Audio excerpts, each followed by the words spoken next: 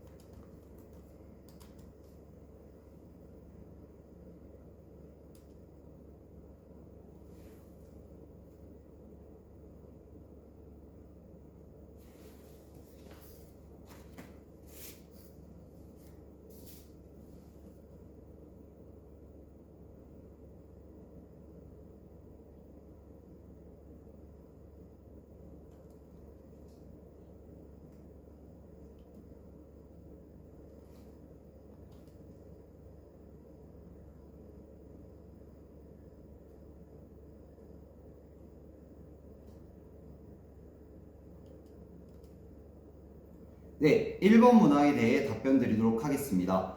제가 오늘 수업에서 학습의 확장을 위해 선택한 교과는 공통교과로는 도덕, 개별교과로는 음악입니다. 공통교과로 도덕을 설정한 의도에 대해 말씀드리겠습니다. 오늘 저희 학습 주제는 함께 만들고 실천하는 배려입니다. 따라서 학생들은 배려의 개념을 학습하고 그 배려의 실천 방안에 대해 알아보는 과정이 필요합니다.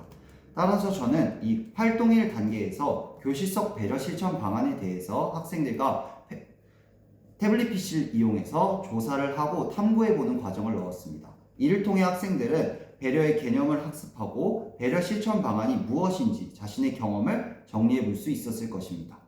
둘째, 다음으로 저는 개별 교과로 음악을 선택하였습니다. 그 의도에 대해 말씀드리겠습니다. 개별 교과로 음악을 선택한 이유는 음악 표현 활동을 통해서 배려의 개념을 학습 확장할 수 있기 때문입니다. 학생들은 활동 2가 활동 3에서 배려송을 직접 만들어보고 노래를 불러보는 활동을 통해서 배려 실천 방안의 의미를 노래로서 느끼고 그것을 학급에서 실천할 수 있는 그 규칙에 대해 상기할 수 있습니다.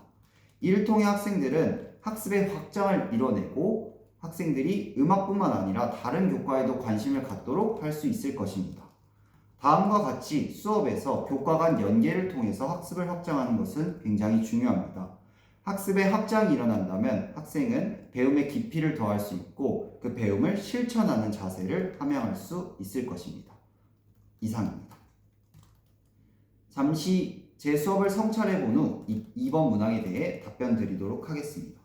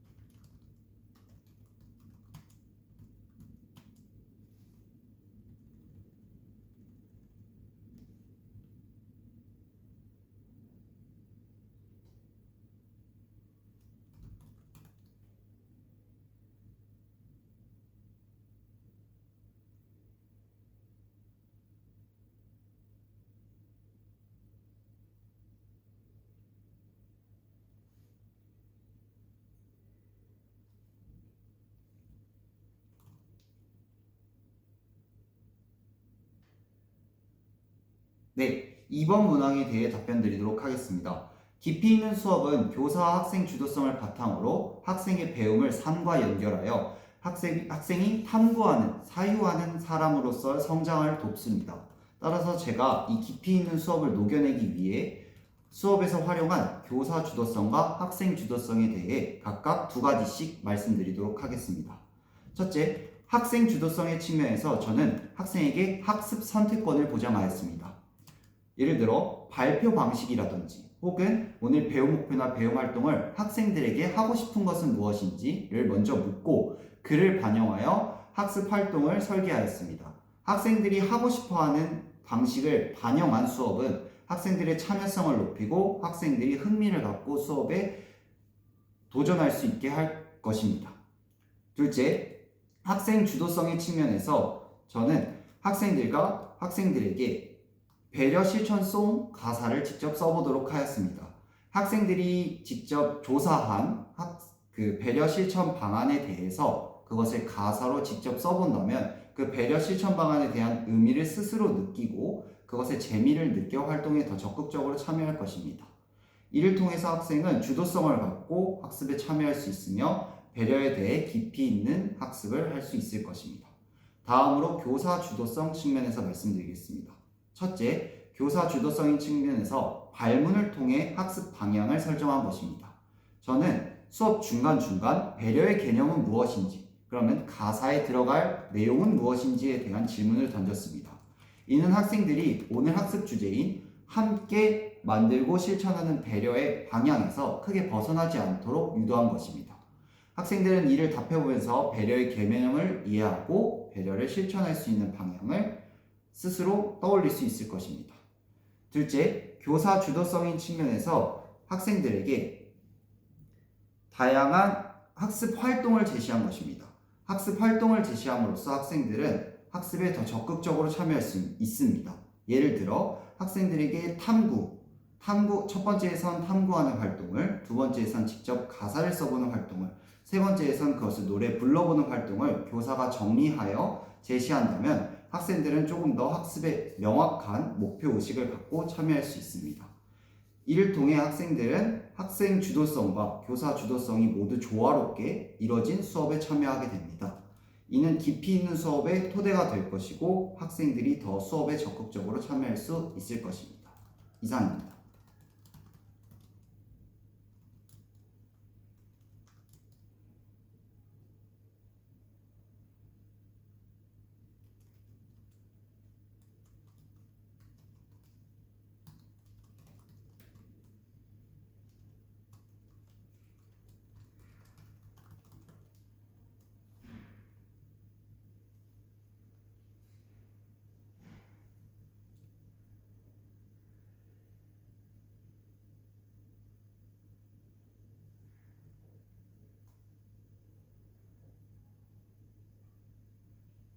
네, 3번 문항에 대해 답변 드리도록 하겠습니다. 에듀테크를 활용한 교육은 학생에게 맞춤형 교육을 제공할 수 있습니다. 학생의 흥미, 수준에 맞는 도움을 줄 수 있기 때문에 학생의 성장에 있어서 큰 도움을 줄 것이라 예상됩니다.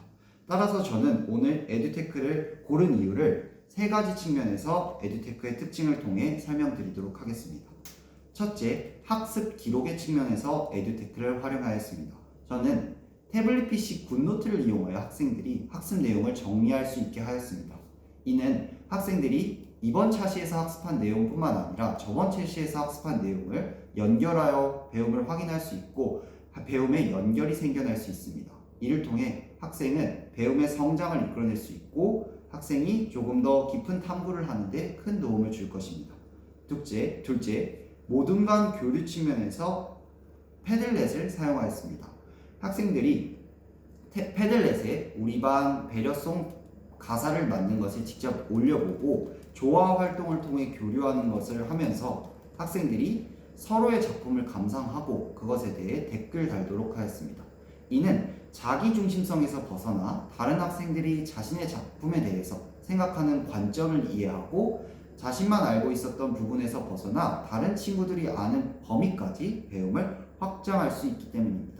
따라서 저는 이러한 측면에서 패들렛을 사용하였습니다. 셋째, 저는 수준별 학습 측면에서 하이러닝을 활용하였습니다.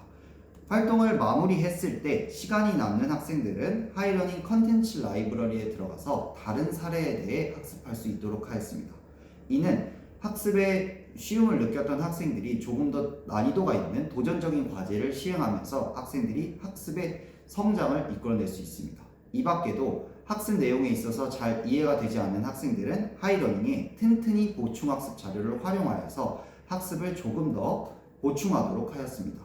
이는 학생의 수준에 맞는, 흥미에 맞는 맞춤형 교육이 될 것입니다. 에듀테크를 활용한다면 경기도 교육청의 학생들은 조금 더 맞춤형 교육을 처방받고 더 성장을 이끌어낼 수 있을 것입니다. 따라서 제가 경기도 교사가 된다면 에듀테크를 적극적으로 활용하도록 하겠습니다. 이상입니다. 오, 너무 잘하는데 뭔가? 너무 헛소리인데? 아니 무슨 소리야 진짜 거의 피드백이 없어. 너무 잘했는데 진짜? 너무 헛소리. 아니 너무 잘해 너. 야 만점 진짜. 아니. 내가 감독관이었으면 그냥 만점. 아니야. 아 너무 와, 헛소리만 했는데 헛소리. 진짜 너무 잘하는데? 너무 잘한다 진짜.